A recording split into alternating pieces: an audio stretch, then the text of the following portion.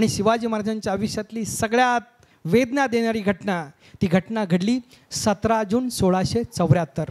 6 जून 1674ला शिवाजी महाराजांचा राज्याभिषेक झाला होता आणि 17 जून 1674ला राजे रायगडावर आहेत आणि तेवढ्यात हेर बातमी घेऊन धावत आला आणि बातमी घेऊन आला. ती बातमी अशी होती, राजे आऊसाहेब गेल्या.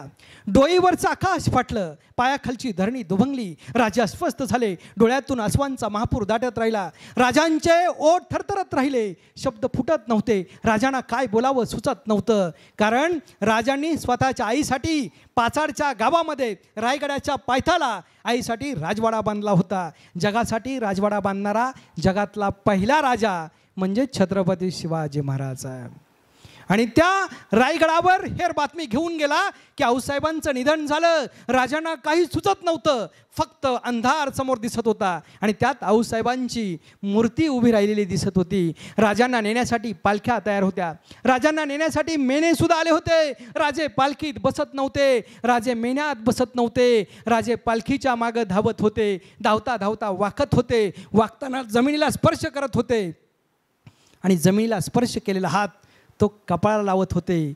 आणि लावताना हिरानं पाहिलं तसे राजांच्या तोंडातून शब्द बाहेर पडले, अरे वेड्या, इथल्या मातीच्या कणाकणाला माझ्या आऊसाहेबांचा स्पर्श आहे. ही माती माझ्यासाठी अबीर बुक्का गुलाल आहे, ती कपाळाला लावू नको.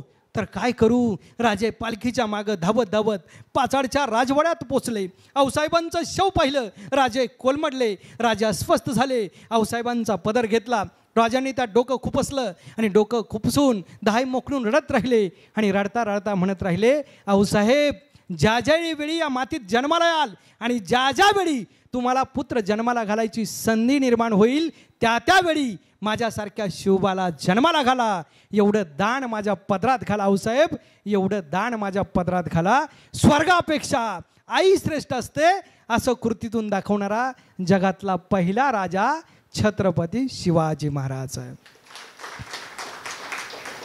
आणि म्हणून शिवाजी महाराजांच्या गोष्टी, शिवाजी महाराजांचे प्रसंग आपण समाजाला सांगणं हे गरजेचं आहे.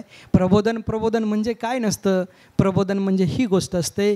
जर या महापुरुषांची आपण नावं घेतली, शिवाजी महाराज, राजर्षी शाहू, महात्मा फुले, डॉक्टर बाबासाहेब आंबेडकर, राष्ट्रमाता राजमाता जिजाऊ, त्याचबरोबर अहिल्याबाई होळकर, सावित्रीबाई फुले, माता रमाई, भीमाई, ही सगळी नावं आपण घेत राहतो.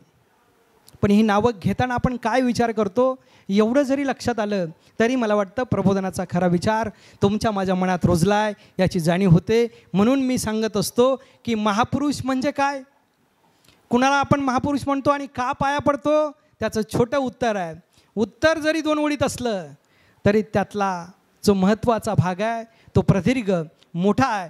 आणि म्हणून त्या महापुरुषाची उंची मोजायची कशी हा प्रश्न जर कधी डोक्यात आला तर फुटपट्टी, मीटरपट्टी घेऊन महापुरुषाची उंची कधी मोजली जात नाही. मग महापुरुषाची उंची ठरवतात कसं हा प्रश्न तुमच्या माझ्यासमोर येतो. आणि त्याची उंची ठरवतात कसं याचं उत्तर शोधताना एक महत्त्वाची गोष्ट ठरते आणि ते उत्तर असं आहे की ज्या महापुरुषानं, ज्या महामानवानं इथल्या समाजासाठी, इथल्या राष्ट्रासाठी स्वतःला खोल गाडलंय, पण नुसतं खोल नाही, ज्या महापुरुषानं, ज्या महामानवानं स्वतःला समाजासाठी, राष्ट्रासाठी अधिकाधिक खोल गाडून घेतलंय, तो अधिकाधिक उंच असतो.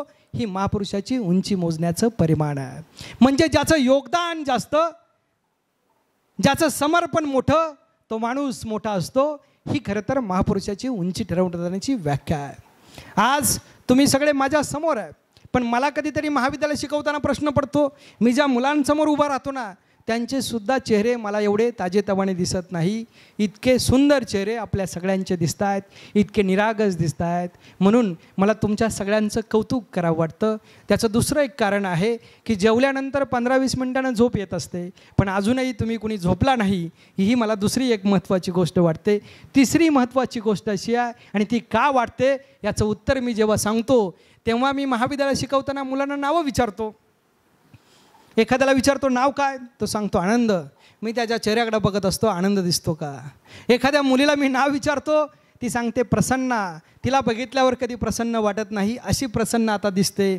एखाद्याचं नाव खुशी असतं, मग तिच्या चेहऱ्यावर खुशी दिसते का हा प्रश्न पडतो. एखाद्याचं नाव चैतन्य असतं, पण त्याच्याही आयुष्यात नाही, दुसऱ्याच्याही आयुष्यात नाही. याचा अर्थ असा आहे की आपण आपल्या मुलांची नावं ठेवताना, आपण आपल्या नातवांची नावं ठेवताना विचार काय केलेला असतो की त्या नावाप्रमाणे त्यानं व्हावं, त्या नावासारखं बनावं किंवा त्या नावाचा अर्थ उमजून तसं जगावं, ही आपली माफक अपेक्षा असते.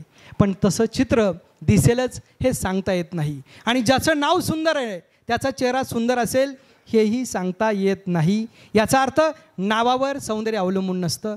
दुसरी गोष्ट, काहींना वाटतं आम्ही तरुण आहे, पण अनेकांचे तरुणांचे चेहरे जेव्हा हे चेहरे प्रामाणिक आणि सुंदर दिसत नाही तेव्हा लक्षात येतं सौंदर्य हे तारुण्यावर सुद्धा अवलंबून नसतं. मग तिसरी गोष्ट शिल्लक राहते, ती असते काहींना वाटतं मी खूप गोरा आहे, मी खूप गोरी आहे, मी दिसायला खूप नाकीडोळी छान आहे. पण जेव्हा एखाद्या गोऱ्या माणसाने काळी कामं केलेली असतात ना, तेव्हा त्याच्या चेहऱ्यावर सौंदर्य कधीच फुललेलं दिसत नाही. मग माझा प्रश्न असा आहे की माणसाच्या चेहऱ्यावर सौंदर्य, चैतन्य, आनंद कसा येतो, हा माझा प्रश्न आहे. आणि याचं उत्तर मी समाजाचा अभ्यास करत असताना, समाजाचं चिंतन करत असताना, महाराष्ट्र आणि महाराष्ट्राच्या बाहेर फिरत असताना हे शोधलं आहे. चेहरा सुंदर कुणाचा, चेहरा आनंदी कुणाचा, चेहरा चैतन्यमय कुणाचा, याचं पहिलं उत्तर आहे ज्याच्या हातातलं काम सुंदर त्याचा चेहरा कायम सुंदर. ही सुंदरतेची पहिली व्याख्या आहे. सुंदरतेची दुसरी व्याख्या आहे ज्याचे डोळे साफ आणि ज्याचं मन निर्मळ आहे त्याच्याच चेहऱ्यावर सुंदरता ही बहरत असते, फुलत असते. हे दुसरं उत्तर. म्हणून हे चेहऱ्यावरचं सौंदर्य वयावर अवलंबून नाही, हे नावावर नाही, हे तारुण्यावर नाही आणि हे रंगावर सुद्धा नाही, हे आपल्या हातातल्या कामावर आहे.